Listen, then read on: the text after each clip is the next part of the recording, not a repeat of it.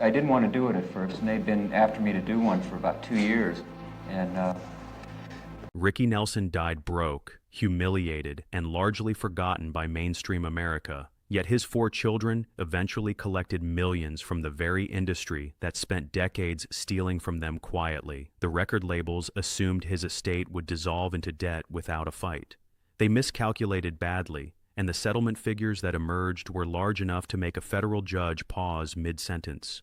Born on May 8, 1940 in Teaneck, New Jersey, Ricky Nelson never had the option of a quiet, unremarkable childhood. His father, Ozzie Nelson, led a big band. His mother, Harriet Hilliard, worked as a movie actress, and by the time Ricky was old enough to form complete sentences, the family's radio show, The Adventures of Ozzie and Harriet, was already one of the most recognized programs across America. He joined the show at 8 years old, not because his parents forced him onto a stage, but because he and his brother David pushed to play themselves after watching hired actors do it poorly. That single decision made them arguably the first reality family in entertainment history, decades before the format had a name or a network devoted to it.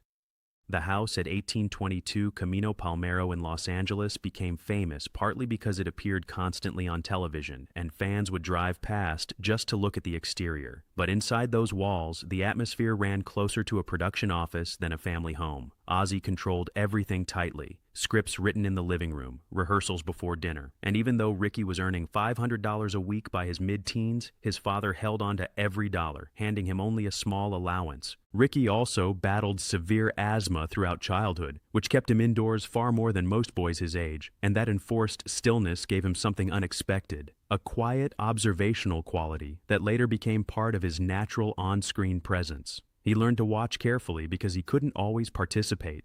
The music career launched almost by accident. In 1957, Ricky performed Fats Domino's I'm Walking on the Family television show, and over 1 million copies of that single sold within weeks. His first original recording with Imperial Records, Bebop Baby, pulled 750,000 advance orders before it even reached stores, then crossed the million mark after release and landed in the top 5 on both the pop and R&B charts simultaneously. His debut album, simply called Ricky, topped the Billboard LP chart and made him the youngest artist to reach that position at the time. Ozzie had engineered the entire machine carefully. Every episode ended with Ricky performing a brand new song, which meant 10 million weekly viewers were watching a promotional segment without quite realizing it. When Ozzie refused to let Ricky appear on The Ed Sullivan Show, it wasn't simple stubbornness. It was calculated. Why share the audience when they already controlled it entirely? August 1958 brought something nobody anticipated, Poor Little Fool, a song written by a 15-year-old named Sharon Sheely that Ricky had recorded reluctantly and never wanted released as a single, became the very first song to reach #1 on Billboard's brand new Hot 100 chart. It held that position for 2 weeks, crossed over onto both the country music and R&B charts, and permanently locked Ricky's name into music industry history. Nobody else can ever claim that distinction.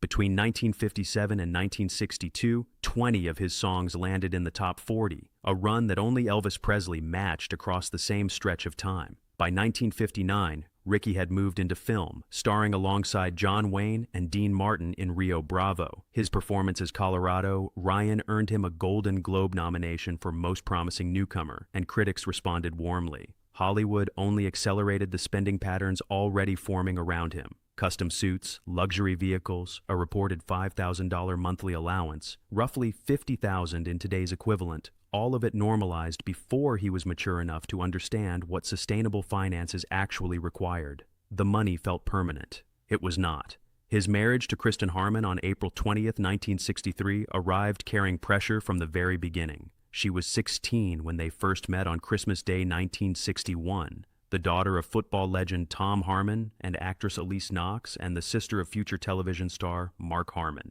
She was already pregnant when the ceremony took place, which meant everything happened quickly, and Ricky, who was not Catholic, signed a formal pledge to raise their children in the faith simply to satisfy her family's demands. Ozzie and Harriet who had rejected every previous girlfriend Ricky brought home, approved of Kristen completely, largely because linking the Nelson and Harmon families carried genuine social weight across Hollywood. The problem was that two people raised in wealth and public attention had no practical foundation for managing money together. Kristen wanted a lifestyle that reflected their image. Ricky needed to tour constantly just to fund it, which meant he was rarely home, which created resentment that years of spending never resolved. The Stone Canyon Band formed in 1969 as Ricky's attempt to shed the teen idol identity that had followed him across an entire decade of rock and roll. He recruited Randy Meisner, who would later become a founding member of the Eagles, and built a sound blending country music and rock before that combination carried any recognized genre label. The artistic instinct was right, and the timing was brutal. Ricky went from headlining large venues to playing small clubs for a fraction of his earlier income, and Meisner eventually quit, stating plainly that the money simply wasn't there. October 15, 1971 at Madison Square Garden became the night something in him permanently broke.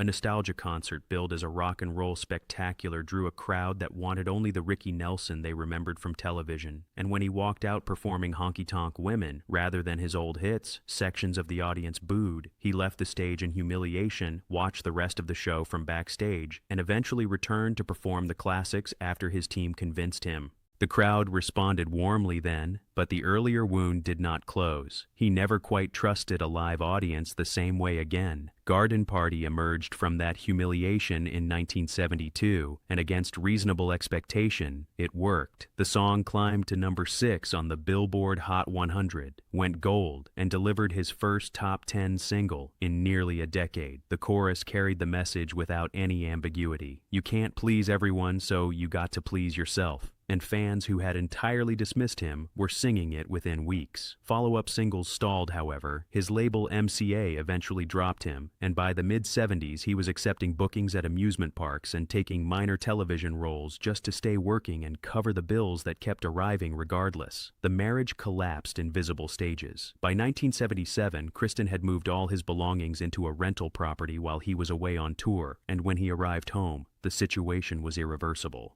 Divorce proceedings ran 5 years and burned through over $1 million in legal costs alone. A court ordered him to pay $4,000 monthly in child support for their 4 children, Tracy, Gunnar, Matthew, and Sam. And by 1982, when everything settled, Ricky had almost no liquid assets remaining.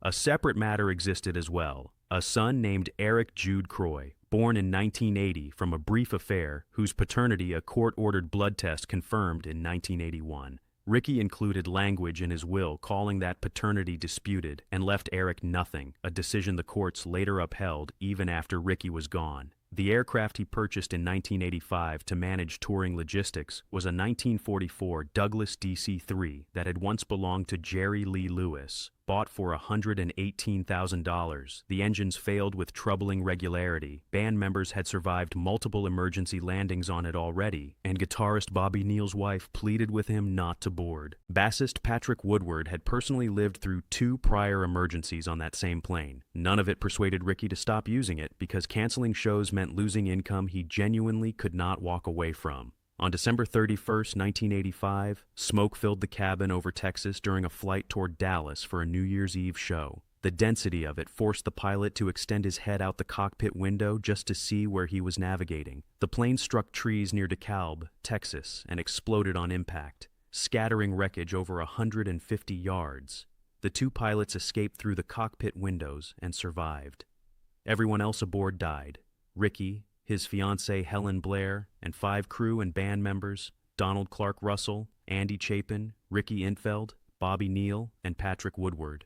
Ricky Nelson was 45 years old, flying toward a show he needed to play because the money had run out everywhere else. His brother David produced a will dated 4 months before the crash, naming only the 4 children as heirs and appointing David as executor. The estate carried approximately $1 million in debt, and Kristen challenged David's authority while simultaneously pursuing life insurance money despite the finalized divorce. Helen Blair's parents filed a wrongful death lawsuit. Creditors arrived with documentation. The estate looked like it would produce nothing for anyone willing to wait. What everyone underestimated was the music catalog. In 2011, the Nelson estate sued Capitol Records for between $100 million and $250 million, accusing the label of applying breakage fees, originally designed for physically broken vinyl records, to digital streaming downloads, hiding unmatched royalty income in internal accounts, and refusing to provide complete audit records. The case settled in 2014 for an undisclosed amount, with the label agreeing to improved accounting transparency going forward. Then in 2020, the estate pursued Sony Music over international streaming royalties, arguing that Sony's internal intercompany pricing was eliminating up to 68% of royalty payments before Ricky's children received anything.